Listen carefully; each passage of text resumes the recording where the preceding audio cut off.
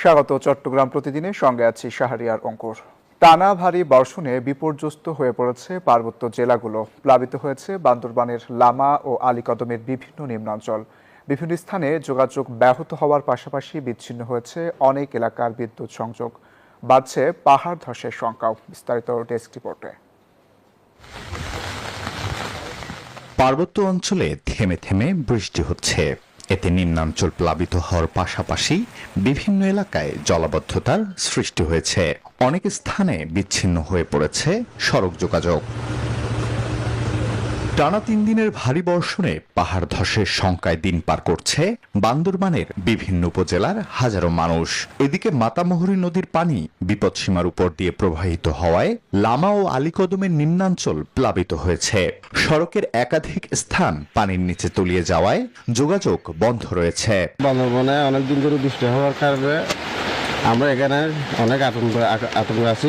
অনেক পাহাড় ভাঙছে, তারপর আরো অনেক ধরনের ক্ষয়ক্ষতি হয়েছে। গত কয়েকদিন বৃষ্টির কারণে আমার ওইখানে পাহাড় ভাঙি পড়ছে। অন্যদিকে সাঙ্গু নদীর পানি বৃদ্ধি পাওয়ায় থানচির তিন্দু, রোমাক্রি ও নাফখুম পর্যটন এলাকায় শতাধিক পর্যটক আটকা পড়েছেন। আগামী 10 জুলাই পর্যন্ত বান্দরবানে ভ্রমণ নিষিদ্ধ ঘোষণা করেছে জেলা প্রশাসন। খাগড়াছড়িতে ভারী বৃষ্টিপাতের ফলে চেঙ্গি ও মাইনী নদীর পানি বৃদ্ধি পেয়ে নিম্নাঞ্চল প্লাবিত হয়েছে। শহরের বেশ কয়েকটি এলাকায় পানি ঢুকে পড়েছে। রাঙামাটিতেও হালকা বৃষ্টিপাত অব্যাহত রয়েছে। এতে পাহাড় থেকে গাছ উপড়ে পড়ে একজনের মৃত্যু হয়েছে। এদিকে টানা বৃষ্টিতে বিপর্যস্ত হয়ে পড়েছে কক্সবাজারের জনজীবন। নতুন করে দেখা দিয়েছে পাহাড় ধসের শঙ্কা। উৎকণ্ঠায় দিন পার করছেন পাহাড় ঘেঁষা ও ঝুঁকিপূর্ণ এলাকার লাখো মানুষ। প্রাণহানি এড়াতে ঝুঁকিপূর্ণ এলাকা ছেড়ে নিরাপদ আশ্রয়ে যাওয়ার আহ্বান জানিয়েছে প্রশাসন। Desk report, news 24। টানা বৃষ্টিতে কক্সবাজারে থামছেই না পাহাড় ধসের মর্মান্তিক খবর। একদিনের ব্যবধানে আবারও প্রাণ গেল এক নারীর। এর আগে পাহাড় ধস ও বৃষ্টিজনিত বিভিন্ন ঘটনায় কক্সবাজারে প্রাণ হারিয়েছেন আরও 11 জন। প্রশাসনের দাবি, বারবার সতর্ক করার পরও ঝুঁকিপূর্ণ এলাকা ছাড়ছেন না অনেক বাসিন্দা। কক্সবাজার থেকে ইরফানুল হাসানের তথ্যচিত্র ডেস্ক রিপোর্ট। মঙ্গলবার দুপুরে কক্সবাজারের দরিয়াননগরে টানা বৃষ্টিতে পাহাড়ের একাংশ ধসে পড়ে একটি বসতঘরের ওপর। মুহূর্তেই মাটি চাপা পড়েন ঘরে থাকা 2 জন।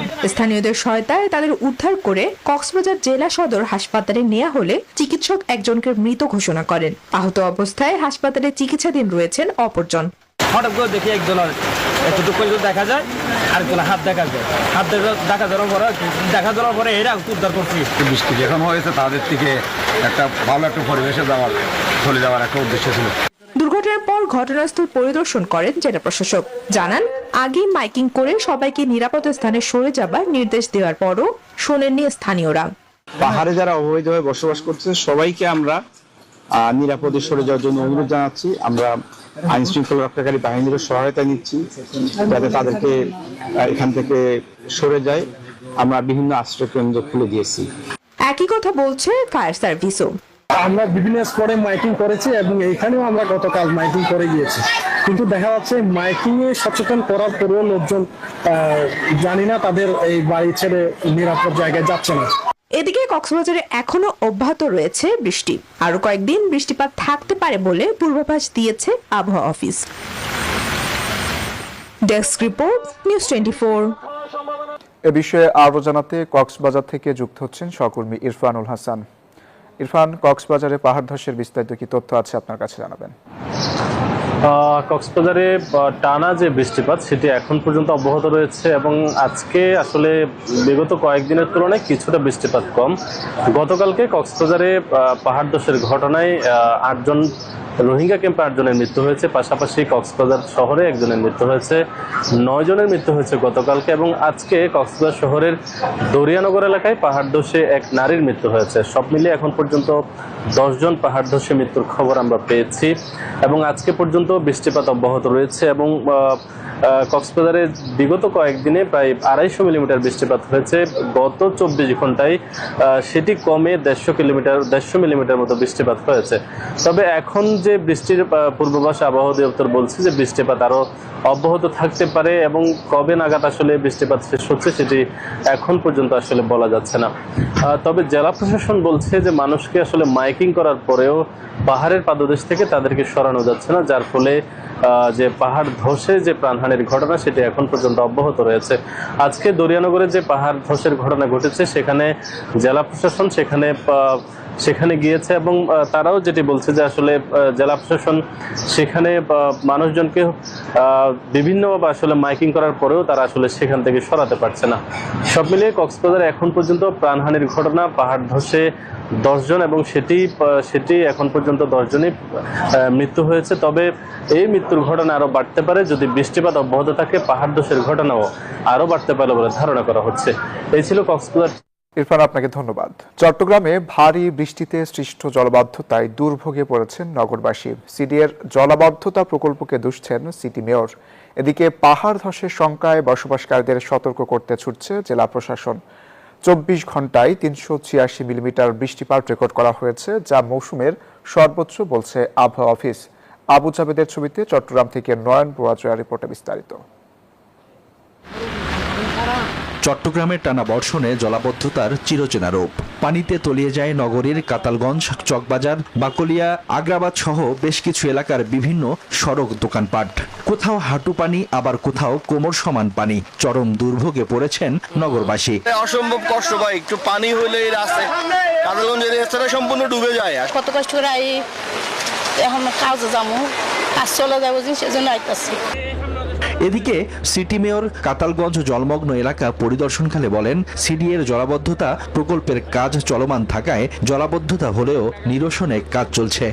এটা হিজরাখালের যে অংশটুকু কাজ শেষ হয়নি, এই হিজরাখালের কাজ যেহেতু আর্মি ইঞ্জিনিয়ারিং কোর করছে, তারা কিন্তু আপ্রাণ চেষ্টা করে যাচ্ছে, যেহেতু কাজটা শেষ হয়নি সেই জন্য একটু সময় এটা দিতে হবে। আমরা এই জন্য বলছি আমাদের 30% কাজ এখনো বাকি রয়ে গেছে। আর সিডিএ বলছে শতভাগ কাজ শেষ হলে জলাবদ্ধতা অনেকাংশে কমে আসবে। জরুরি ভিত্তিতে সিটি কর্পোরেশন এর ভিতরে আরম্ভ করেছে, তারা প্রজেক্ট দাখিল করেছে। তারা যদি এই খালগুলো সম্পূর্ণ করে, আমার মনে হয় চট্টগ্রামে জলাবদ্ধতা এখন আর থাকবে বলে আমি মনে করি না। পাশাপাশি অতি বৃষ্টিতে চট্টগ্রামে পাহাড় ধসের শঙ্কায় ঝুঁকিতে বসবাসকারীদের আশ্রয় কেন্দ্রে ছড়িয়ে নিতে মাইকিং করছে জেলা প্রশাসন ও city corporation. Desk report, news 24। আবার জানাবো জলাবদ্ধতার খবর। এ বিষয়ে বিস্তারিত জানাতে চট্টগ্রাম থেকে সরাসরি যুক্ত হবেন আমাদের সহকর্মী আকরাম হোসেন। আকরাম, চট্টগ্রামে জলাবদ্ধতার কি পরিস্থিতি দেখছেন? ধন্যবাদ। গত পরশু থেকে শুরু করে আজকে পর্যন্ত যেভাবে মুষলধারে বৃষ্টিপাত হচ্ছিল, সেই ধারাবাহিকতায় গতকাল পর্যন্ত চট্টগ্রাম শহরে জলাবদ্ধতা একটু কম থাকলেও আজকে কিন্তু হাঁটু থেকে কোমর সমান চট্টগ্রামের বিভিন্ন জায়গায় জলাবদ্ধতা ছিল। তবে বিকেল থেকে বৃষ্টিপাত কম হওয়ায় আস্তে আস্তে পানি নামতে শুরু করেছে এবং চট্টগ্রাম সিটি কর্পোরেশনের মেয়র জানিয়েছেন দ্রুত যাতে পানি অপসারণ হতে পারে, পানি নেমে যেতে পারে, সেই জন্য প্রয়োজনীয় ব্যবস্থা গ্রহণ করেছেন এবং সিটি কর্পোরেশনের পক্ষ থেকে, সিডিএর পক্ষ থেকে প্রয়োজনীয় ব্যবস্থা গ্রহণ করা হয়েছে বলে সংশ্লিষ্টরা জানিয়েছেন। অন্যদিকে নগরবাসী, সকাল থেকে নগরবাসী আসলে তাদের নিজ কর্মস্থলে যেতে বেশ ব্যাক পেতে হয়েছে এবং বন্দিদশা, এক প্রকার বন্দিদশার মতো সবাই প্রায় যেই জায়গাগুলোতে পানি ছিল সেই জায়গাগুলোতে বন্দিদশার মতো তাদেরকে আটকা পড়তে হয়েছিল। অন্যদিকে আমরা ব্যবসায়ীদের সাথে কথা বলেছি, যে এলাকাগুলোতে পানি জলাবদ্ধতা সৃষ্টি হয়েছিল সেখানে কিন্তু ব্যবসা প্রতিষ্ঠানগুলো পানিতে ডুবে গিয়েছিল এবং তাদের প্রয়োজনীয় মালামাল নষ্ট হয়েছে এবং বিভিন্ন বাড়ির নিচতলায় পানি ঢুকে গৃহস্থলীর বিভিন্ন আসবাবপত্র নষ্ট হয়েছে এবং একই সাথে নগরবাসী জানিয়েছেন দ্রুত যাতে এই সমস্যা থেকে উত্তরণ করা যায়। এখন পর্যন্ত চট্টগ্রাম থেকে আমার কাছে ছিল সর্বশেষ অবস্থা। আমরা এখন যাব স্টুডিওতে। অঙ্কুর। আকরাম, আপনাকে ধন্যবাদ। দেশে অপ্রয়োজনীয় সিজারিয়ান অপারেশনের হার কমাতে কঠোর অবস্থানে সরকার। আগামী শনিবারের মধ্যে সব ক্লিনিকে লেবার রুম চালুতে মন্ত্রীর নির্দেশনার পর নড়ে চড়ে বসেছে চট্টগ্রাম বিভাগীয় স্বাস্থ্য অধিদপ্তর। ব্যবস্থা না নিলে লাইসেন্স বাতিল সহ প্রতিষ্ঠান বন্ধ করে দেওয়ার হুঁশিয়ারিও দিয়েছে সংস্থাটি।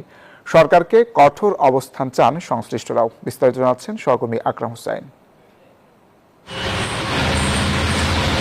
অপ্রয়োজনীয় সিজারিয়ান অপারেশনের প্রবণতা কমিয়ে স্বাভাবিক প্রসব নিশ্চিত করতে নতুন উদ্যোগ নিয়েছে স্বাস্থ্য মন্ত্রণালয়। স্বাস্থ্যমন্ত্রীর নির্দেশের পর নড়েচড়ে বসেছে চট্টগ্রাম বিভাগীয় স্বাস্থ্য অধিদপ্তর। বিভাগে 368টি বেসরকারি ক্লিনিকে চিঠিও পাঠানো হয়েছে। আগামী 2030 সালের ভিতরে মাতৃমৃত্যুর হার প্রতি লক্ষ জীবিত জন্মে 70-এ নামিয়ে আনা সর্বাত্মক প্রচেষ্টা আছে।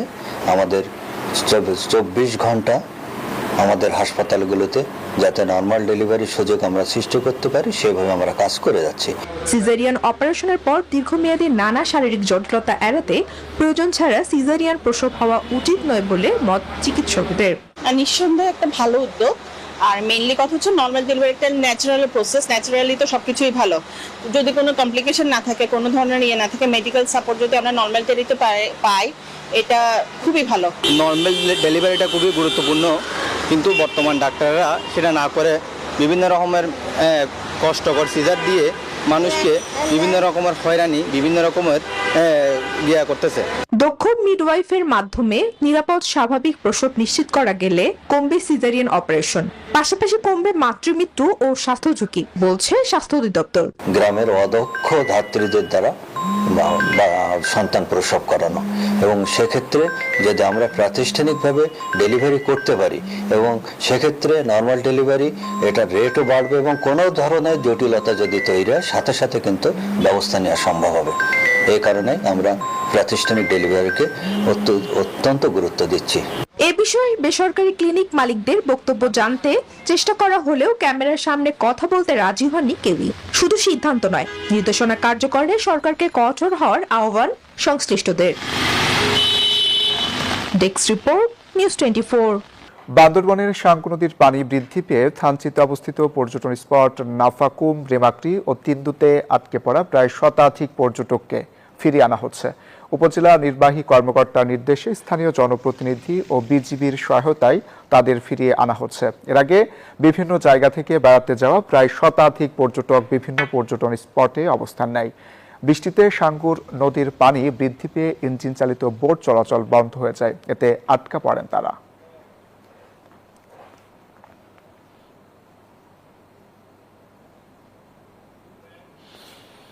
খাগড়াছড়িতে ভারী বৃষ্টিপাতের ফলে চেঙ্গি নদীর পানি বৃদ্ধি পেয়ে প্লাবিত হয়েছে নিম্নাঞ্চল। গড়াছড়ি শহরের মেহেদিবাগ, শব্দমিয়া পাড়া সহ বেশ কয়েকটি এলাকায় পানি ঢুকে পড়েছে। এ বিষয়ে বিস্তারিত জানাচ্ছেন জহুরুল আলম। গতকাল রাতে হঠাৎ করে ভারী বৃষ্টি বর্ষণের ফলে এখানকার যে নদীগুলো রয়েছে, বিশেষ করে খাগড়াছড়িতে চেঙ্গি নদী ও মাইনি দিঘিনালাতে এই নদীগুলো এখন ফেঁপে ফুলে উঠেছে। বিশেষ করে পানি এখন চেঙ্গি নদীর পানি উপচে পড়েছে। নিম্নাঞ্চলগুলোতে এখন পানি ঢুকে পড়েছে। বিশেষ করে খাগড়াছড়ি সদরের গঞ্জপাড়া, মেহেদিবাগ এলাকাগুলোতে এখন পানি ঢুকে পড়েছে। যে এখানকার যে এলাকাবাসীগুলো রয়েছে তারা এখন উঁচু স্থানে আশ্রয় নিয়েছে। আমি যদি একটু দেখাতে চাই, যেখানে দাঁড়িয়েছি খাগড়াছড়ি শহরের যে গরু বাজার, সেই গরু বাজারটা এখন পানিতে ডুবে গেছে এবং পাশাপাশি এখানে গরু বাজারের পাশে যে শুকর মাংস, শুটকি মাংসর যে বাজার রয়েছে সেই বাজারটাও এখন পানির নিচে আছে। এখানে চেঙ্গি নদীর পানি বাড়ছে ক্রমে। যেভাবে বৃষ্টি হচ্ছে তাহলে দেখা যাবে যে এখানে বৃষ্টির পানি আরও যদি বাড়ে তাহলে এখানে নিম্নাঞ্চল আরও প্লাবিত হওয়ার আশঙ্কা দেখা দিয়েছে। আমাদেরকে ইউএনও জানিয়েছেন যে পরিস্থিতি মোকাবেলার জন্য খাগড়াছড়ি সদরের ইউএনও ওনারা সংশ্লিষ্ট বিশেষ করে দুর্যোগ ব্যবস্থাপনার সাথে জড়িতদেরকে নিয়ে বৈঠক শুরু করেছেন। কোথায় কিভাবে বন্যা আক্রান্ত মানুষদেরকে আশ্রয় দেওয়া যায়, রক্ষা করা যায় সেই নিয়ে তারা বৈঠক করছেন। এলাকাবাসীরা জানিয়েছে তারা হঠাৎ করে সকালবেলা পানি ওঠার কারণে তারা এখন উঁচু স্থানে বিশেষ করে স্কুল কলেজগুলোতে ওরা আশ্রয় নেওয়ার জন্য ছুটাছুটি করছে। খাগড়াছড়ি সদরের চেঙ্গি নদীর পাড়ের গরুবাজার থেকে ছিল আমার খাগড়াছড়ির পাহাড়ি ডল নিয়ে সর্বশেষ তথ্য। আমি ফিরছি স্টুডিওতে। ভরা মৌসুমে চাঁদপুরের আড়তগুলোতে ইলিশের সংকট, দামও ক্রেতাদের নাগালের বাইরে, তাই হতাশ তারা। বৈরী আবহাওয়ার কারণে জেলেরা পাচ্ছেন না পর্যাপ্ত ইলিশ, তবে বৃষ্টি বাড়লে পর্যাপ্ত ইলিশ ধরা পড়বে বলে জানান জেলা মৎস্য কর্মকর্তা। চাঁদপুর প্রতিনিধি খোকন কর্মকারের তথ্যচিত্রের রিপোর্ট। আষাঢ় শ্রাবণ বর্ষাকাল, চলছে ইলিশের ভরা মৌসুম। জেলেদের জালে এ সময় ঝাঁকে ঝাঁকে ইলিশ ধরা পড়ার কথা। তবে বৈরী আবহাওয়ার কারণে ইলিশ ধরা বন্ধ, তাই জেলেরা পড়েছেন দুর্বিপাকে। প্রতি বছর সাগরের ৬৫ দিনের অভিযানের পর হাতিয়া সন্দ্বীপ, চর আলেকজান্ডার, পটুয়াখালী সহ উপকূলীয় অঞ্চল থেকে শিপিং বোটে করে প্রচুর ইলিশ চাঁদপুর বড় স্টেশন ইলিশ অবতরণ কেন্দ্রে আসে। আমদানি হয় ২০০ থেকে ৩০০ মন ইলিশ, কিন্তু এবছর এ আড়তে আমদানি হচ্ছে মাত্র ৪০ থেকে ৫০ মন। এতে লোকসানে পড়ছেন পাইকারি ব্যবসায়ীরা। প্রতিদিন যেখানে আমরা ২০০ থেকে ৩০০ মন মাছ রেগুলার এখানে আসতো, এই বছর এখনো বড় মৌসুম চলতেছে, কিন্তু এখন আমরা ৫০ মন মাছও আমাদের এখানে আসে না। পাইকারি বাজারে ইলিশের দাম দেখে হতাশ দূর দূরান্ত থেকে আসা ক্রেতারা। ৮০০ গ্রামের ওজনের মাছ ১৬০০ টাকা করে বলছি, কিন্তু দোকানদার ১৮০০ কমে ১ টাকা কমে বিক্রি করবেন। সিজন হিসাবে তো মাছের দাম আরো কম থাকার কথা, এই অনুপাতে কম নাই। তবে বৃষ্টিপাত বাড়লে নদীতে বাড়বে স্রোত, তখন ইলিশ ধরা পড়বে বলে জানান এই কর্মকর্তা। পর্যাপ্ত বৃষ্টি ইলিশের প্রাচুর্যতার অন্যতম কারণ। বৃষ্টি হলে নদীর নাব্যতা এমনিই বাড়বে, তো নদীর নাব্যতা বাড়লে পলির সিলটেশন যেটা এটার পতিত হওয়ার পরিমাণ কমে যাবে, যার কারণে নদীর গভীরতাও কিছু বাড়বে। তো সার্বিক কার্যক্রমগুলা ঠিক মতো চললে ইলিশের প্রাচুর্যতা আশা করি বাড়বে। বর্তমানে পাইকারি বাজারে ১ কেজি ১০০ বা ২০০ গ্রামের ইলিশ বিক্রি হচ্ছে ৩০০০ থেকে ৩১০০ টাকায়। ১ কেজি ওজনের ইলিশ ২৬০০ থেকে ২৮০০ টাকা, ৭০০ থেকে ৯০০ গ্রামের ইলিশ ২৩০০ থেকে ২৫০০ টাকা, ৫০০ থেকে ৭০০ গ্রামের ইলিশ ১৮০০ থেকে ২২০০ টাকা, আর আরো ছোট ইলিশের হালি বিক্রি হচ্ছে ৯০০ থেকে ১২০০ টাকায়। Desk report, news 24। আর এই ছিল চট্টগ্রাম প্রতিদিনে। এতক্ষণ সাথে থাকার জন্য ধন্যবাদ।